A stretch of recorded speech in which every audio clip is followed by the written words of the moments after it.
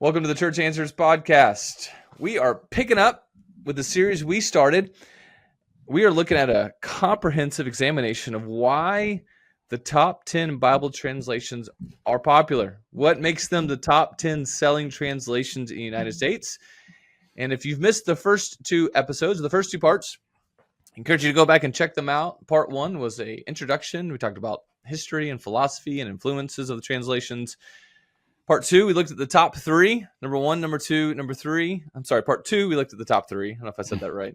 And now we're into part three. So this is, I don't know if you like trilogies. Maybe you're a big Star Wars fan, Back to Future fan. But we're gonna hit part three of this. And although we will have a fourth, so it won't be a trilogy anymore. And you and I have to decide if there's going to be a trilogy as well. Bryant, Saban, DeBoer. Ooh, I like what you did there. I like you bringing in college football because it is right around the corner. No, it is going on. It's September 3rd. Oh, the air date, September 3rd. Oh, yes. My goodness. We are in the throes of college football. I said back to future, and now we're talking about the future. As it's the present. As if it's there today. Yeah. I really hope we destroyed Florida State. I hope we did too. I hope we did. So if you're a Florida State fan, I'm sorry. That's what I hope I'm saying come September 3rd. Well, before we jump into our continued conversation about the top 10 Bible translations and why they are popular, the reasoning behind it, we want to thank one of our sponsors, Cheney & Associates. They are an accounting firm, the accounting firm for the local church. So if you are a church leader and you need help with your books, maybe you're running them on your own, stop. Don't do it anymore. Right now, go to CheneyAssociates.com/churchanswer. I'll say it again, CheneyAssociates.com/churchanswers, and see what they can do for you. A 30-minute phone call may change a lot about your church, and it may help you gain clear financial insights to guide ministry decisions with confidence. That's what they can do for you. We love Cheney Associates, love what they're doing. So thankful for them. They want to help you, so go check them out. All right. And had a great conversation with Steve Cheney yesterday. Oh, good. Man, that guy is he's on fire. He's great team over there. It is great. We vouch for them here at Church Answer. So absolutely. All right. So in our last episode, in part two, we looked at the number one, number two, and number three top selling translation in the United States. We talked about what makes them so popular. If you missed that episode, go back and listen to it. But we talked about number one was the NIV. Number two was the KJV, even with its specific language. It's still a top selling. It's archaic. And then we looked at the NLT. And at the end of that episode, you gave a little, you spoiled it, but you told us our number four. And so that's where we're going to pick up. And we're going to pick up with the ESV, the English Standard Version. What makes that one consistently towards the top? Well, again, caveat. So as we get into these now top six, here's what I would say. These top six are almost interchangeable. It's not to say that, say one of these translations we'll get to has ever been number one, but there's movement among the top six. And there's a reason I did 3 plus 3, because by the time this podcast comes out, there may have been some shifting in the rankings, and we don't know the precise sales anyway. Mm-hmm. So don't think that this isn't like number one got all the first place votes by the AP, and then there's no other first place votes, or by the college football coaches poll. There's a lot of movement among this, and since we don't know with precision what the sales are, we just have to say these are the top six, and this is the closest we can get to it. Now, the English Standard Version is more the formal equivalent. It is more of the word for word. It's gotten praise for its word for word style. It's gotten praise for its literary style. But let me tell you one thing that the ESV has done that I think has been remarkable. It has been embraced by some of the leading names in Reformed circles. Mm-hmm. And so now the Reformed camp is very much influenced by this translation. And then some pastors who aren't in the Reformed camp are influenced by others who are in the Reformed camp. So John Piper was the the single biggest name when this translation came out. He put his stamp of approval on it. Al Mohler in Southern Baptist Life did.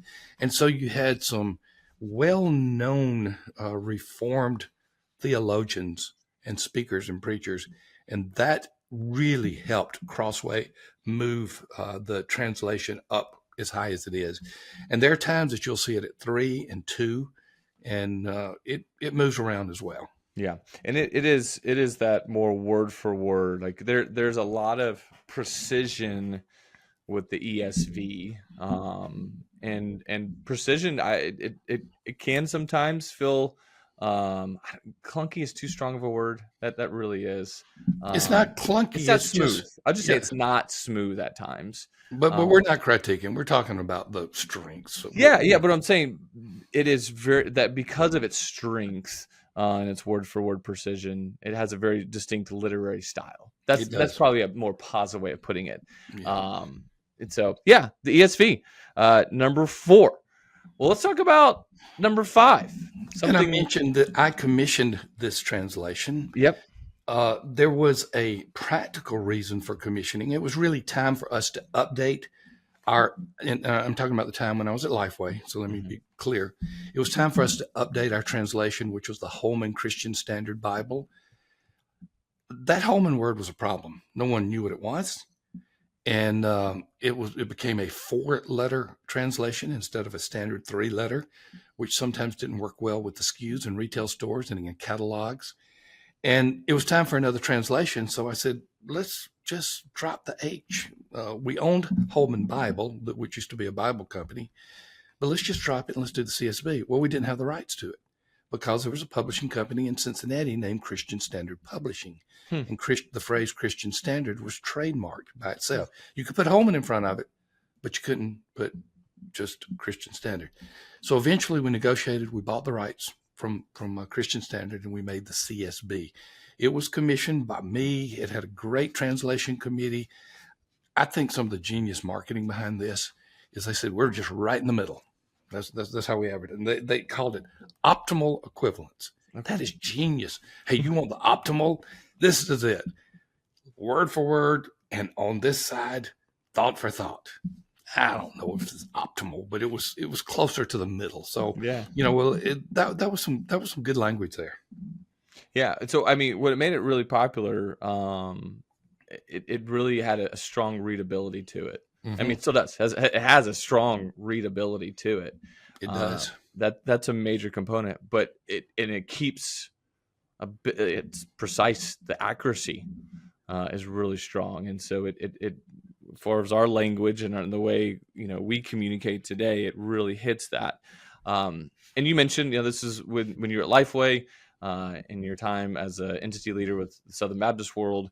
So it made a big splash in the Southern Baptist world, which caused its rise. Yeah, pretty quickly. It did. I mean, we're talking. I don't. Is this the newest translation in the top 10? Yes. Okay. And then we're, again, according to sales and popularity, it's sitting at number 5. Let me say this. I am not certain about number 10 that we're going to talk about, so I want to be careful. Okay. It's you think. Again, your caveat there is definitely one of the newest, if not the newest, in terms of translation. And speaking of superlatives, newest, what is one of the best outreach ministries you know? I was just getting ready to say it. You read my mind. I bet you were. I know. Yeah. We want to thank one of our other sponsors for this podcast, and it is Upward. Upward Sports. You may be familiar with them. Upward Basketball, Upward Cheerleading, but they have way more than that. They have flag football, volleyball, baseball, pickleball, running for adults. They got so many different ways to reach your community through sports. And it does not matter your church size, doesn't matter your church facilities, whatever it is, they want to help you reach your community. Pickleball is fun. We're talking about that. Dad, you were quite the ping pong aficionado. You even have in my day. You even have a trophy, a ping pong trophy. I have 4 ping pong trophies. Yes. Oh, excuse me. My apologies. You brought it up. If you're going to say I got 1, I'm going to give you the truth. It's 4. Well, 1 was still true. But we were talking about it. Ping pong players love pickleball. There's a translation.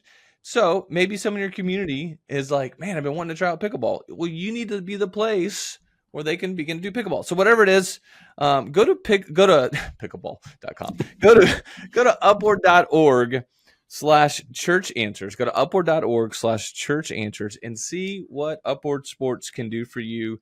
Now's the time to start preparing for 2026. They can help you with that. So we love Upward. We love their ability to help you reach the community. Well, back to the translations. We so far have looked at the top 5 best-selling, most popular translations in the United States. We went from NIV to KJV to NLT to ESV to CSB. And now, number 6 is the NKJV, the New King James Version. I love the thought behind the New King James Version. It is more of a word-for-word translation, so it's more on that part of the translation spectrum.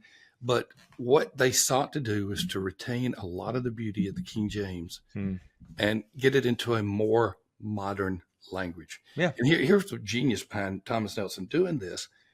King James is in the public domain. And so anybody can put the words King James in a phrase. It's public domain. You want to know something that I suggested to my team, executive team at Lifeway, that they convinced me to not do it? They shot it down. What's that? I wanted to do the UKJV, the updated King James Version. Huh. I thought that we could do a little bit more modern. They said, let's spend our attention on the CSB. Let's stop. I think it's a good call. I could have overruled them, but they're a smart bunch of people. So yeah, I said there's no KJV. For me as a kid, the NKJV was predominantly what I remember reading. It was at your school. It was at your Christian school. Mm-hmm. Yeah, and I remember a lot of scripture memorization that when I start reciting it, it goes back to the NKJV. And yeah, that I just remember as a kid that it felt easy to memorize. I don't know why that was, but for some reason it felt really easy to memorize. It had the poetic flow of the King James Bible. That's the genius behind the NKJV, or the NKJV, 4 letters. It really should be NKJ. So, but anyway, that we've done 6, but they're interchangeable. Sure. Now, one thing I want to say just before we go is if you were to put the best-selling translations in the United States in the top 10, there would be at least 1 Spanish translation. Okay. And sometimes 2. But we're doing the English translations, and so therefore we're not putting the Spanish in here. Okay. Again, full of caveats. All caveats and facts. You're full of caveats. Well, we're enjoying this conversation. I hope you guys are as well. Again, we're going through this a little bit quicker than we normally do. But we're looking at the top 10 Bible translations, English speaking Bible translations in the United States. And we're going to be wrapping this up. We got our 4th and final episode next. So we hope you will join us on that. And before we go, though, we want to thank one more time Cheney & Associates, who is helping sponsor this podcast. They have their own podcast, by the way. If you just want to get a feel for who they are, maybe you're not ready to go do a discovery call, which I would say you are, but maybe you just want to get a feel of who they are. You should do a discovery call. Don't delay on that. Good gravy train. I'm just trying to maybe they need an appetizer here. Go to the Church Advisory Podcast. The Church Advisory Podcast. Check it out. Look it up. They will talk about all the things that you need to know from an administrative and finance perspective, and they're going to help you out.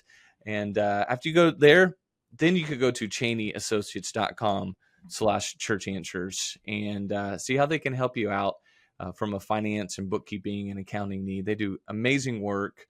They have all the tools, they have all the knowledge, but most importantly, they have all the heart. They love the local church and they love the local church leaders. So go check them out. We're super thankful for them at Cheney and Associates. Well, one more episode, part 4. We hope you'll join us. We look forward to it. We'll see you then.